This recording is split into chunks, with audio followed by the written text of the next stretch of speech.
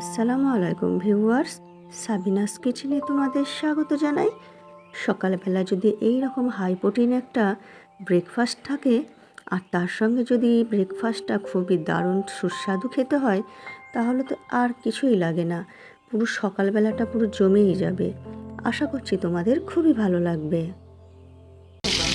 Aha. Yes.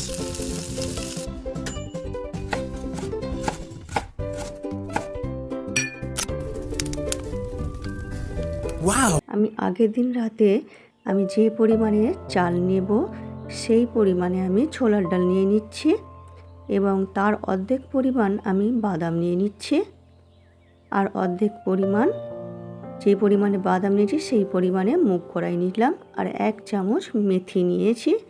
নিয়ে পানি দিয়ে ভালো করে 2-3 বার পানি দিয়ে ভালো করে ধুয়ে নিচ্ছি। নিয়ে রাতে ভিজিয়ে রাখবো পানি দিয়ে। সকালে পানি ফেলে দিয়ে ভালো করে ধুয়ে নিয়ে মিক্সির জারে অল্প অল্প করে দিয়ে আমি পেস্ট করে নেব। এর সাথে আমি দিয়ে দিচ্ছি আদা কুচি আর রসুন কুচি, কাঁচা লঙ্কা ঝালের জন্য, আর 2 চামচ গোটা জিরে। সব কিছু দিয়ে পানি দিয়ে স্মুথ পেস্ট বানিয়ে নেব। এইভাবে সবগুলো পেস্ট করে নেব। আর মশলার আলাদা মিক্সির জারে দিতে হবে না, একবারেই দিয়ে দিয়েছি আমি। এরপর এর মধ্যে পরিমাণ মতো লবণ আর 1/2 চামচ বেকিং সোডা দিয়ে দিচ্ছি। অল্প করে একটু পানি দিয়ে আমি ফার্মেন্ট হতে দিলাম, দিয়ে ভালো করে নেড়ে দেব। দেখো ঘনত্বটা এই রকম থাকবে, বেশি পাতলা করা চলবে না। তাই একটু ফেটিয়ে নিয়ে এরপর ঢেকে 10 মিনিটের জন্য রেস্টে রাখলাম। কড়াইতে তেল গরম করে শুকনো লঙ্কা, আদা কুচি দিয়ে দিলাম।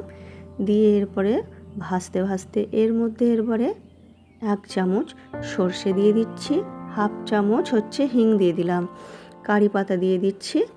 দিয়ে এরপর 1 চামচ ছোলার ডাল দিয়ে দিচ্ছি। দিয়ে ভাজা হয়ে গেলে এরপর পেঁয়াজ কুচি দিয়ে দিলাম। পেঁয়াজ কুচি এবারে হালকা লাল করে ভেজে নেব। এরপর এর মধ্যে পরিমাণ মতো লবণ, 1/2 চামচ হলুদ গুঁড়ো, 1/2 চামচ লঙ্কা গুঁড়ো দিয়ে এরপরে ভালো করে নেড়ে দিয়ে এরপর এর মধ্যে আমি সেদ্ধ করা আলু দিয়ে দিচ্ছি। তোমরা অবশ্যই দেখে বুঝতে পারছো এটা আমি ধোসার আলুটা রেডি করে নিচ্ছি। এই ধোসার আলুটা ওই টিফিনের মধ্যে দিয়ে খেলে খুবই দারুণ হয় খেতে। এরপরে ভালো করে আমি ভেজে নিচ্ছি তলা ছেড়ে যাওয়া পর্যন্ত। এরপর একটি ছোট কড়াই বসিয়ে নিয়েছি।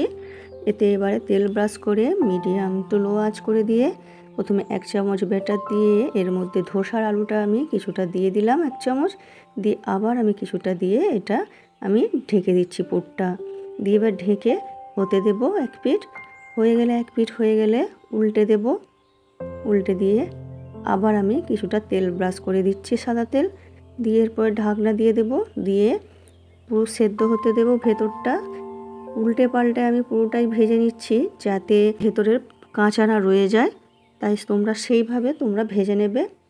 এইভাবে ভেজে এরপর তোমরা গরম গরম পরিবেশন করো সকালের জলখাবারে। আমার রেসিপিটি ফেসবুক থেকে দেখলে ফলো করে দিও, ইউটিউব থেকে দেখলে সাবস্ক্রাইব করে পাশে থেকো। আমার রেসিপিটি শেষ পর্যন্ত দেখার জন্য তোমাদের অনেক অনেক ধন্যবাদ রইল।